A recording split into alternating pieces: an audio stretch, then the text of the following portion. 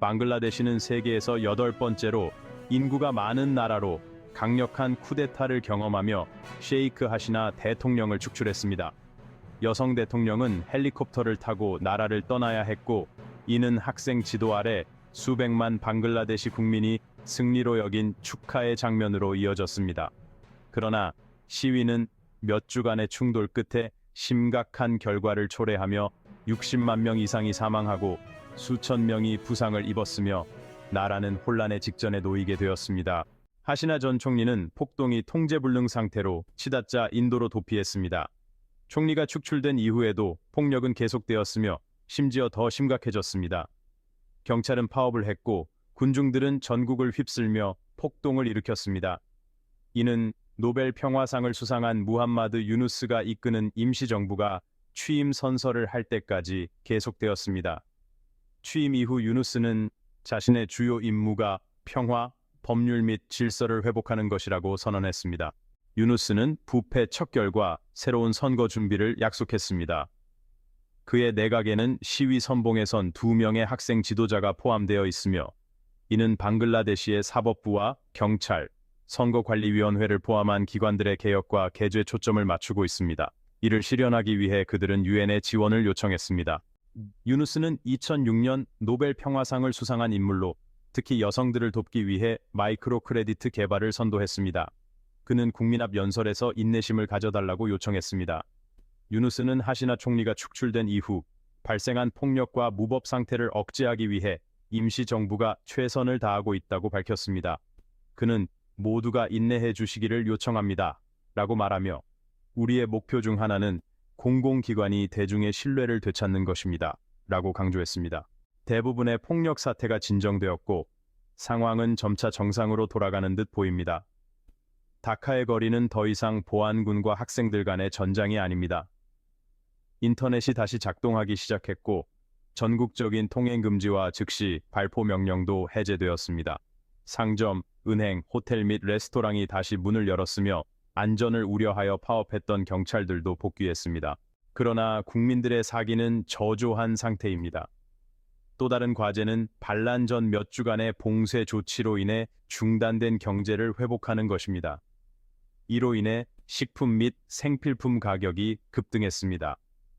한편 불안정은 계속되고 있습니다. 봉제 노동자들은 임금 인상을 요구하며 약 100개의 공장을 폐쇄하도록 만들었습니다. 하시나 전 총리와 그녀의 아와미 연맹에 대한 분노가 지속적이고 광범위하게 퍼져 긴장이 고조되고 있습니다. 현재 망명 중인 하시나는 100건 이상의 살인 혐의에 직면하고 있습니다. 그녀와 가까운 것으로 간주되는 주요 인사들은 대규모 시위 이후 사임했습니다. 하시나 전 총리의 정당 또는 그녀의 정부와 관련된 사람들에 대한 많은 사건들이 보고되었습니다. 여기에는 전직 장관, 판사, 기자, 심지어 유명한 크리켓 선수까지 포함됩니다. 그들은 공격을 당하거나 출국이 금지되었으며 심지어 투옥되기까지 했습니다. 하시나 총리가 축출된 지 일주일 만에 그녀를 반대하는 학생들이 다카 수도의 교통을 통제하기 시작했습니다. 다카 대학을 포함하여 일부 학교와 대학이 다시 문을 열었으며 이 대학은 하신에 반대하는 시위의 중심지가 되었습니다. 구정권의 몰락 기념일 성명에서 학생들은 더 나은 미래를 위한 투쟁을 계속하겠다는 결의를 표명했습니다. 같은 기념일 성명에서 유누스는 학생들에게 학업을 계속할 것을 촉구했습니다. 학교, 대학 및 대학교가 다시 문을 열었고 그는 학생들이 강의실로 돌아갈 것을 권장했습니다.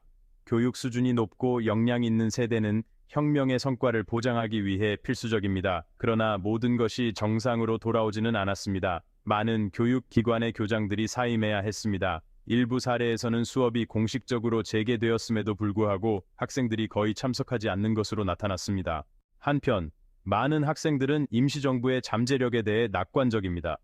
다카 대학교의 학생인 세나는 이전 정권을 제거하는 것이 첫 번째 단계라고 믿고 있습니다. 그녀는 그들을 대체함으로써 우리는 과거의 실수를 바로잡고 있습니다 라고 말했습니다. 한 달 안에 나라 전체를 바꿀 수는 없습니다. 우리는 정부에 약간의 시간을 줘야 합니다. 다카 대학교의 또 다른 학생인 하피자 라흐만은 유누스가 이끄는 임시정부는 의미 있는 개혁이 시행될 때까지 3개월, 3년, 심지어 6년이라도 권력을 유지해야 한다고 생각하는 사람들이 있습니다. 라고 말했습니다. 15년 동안 집권했던 총리를 축출하는 일이 완료되었습니다. 하지만 그것이 옳은 일이었을까요?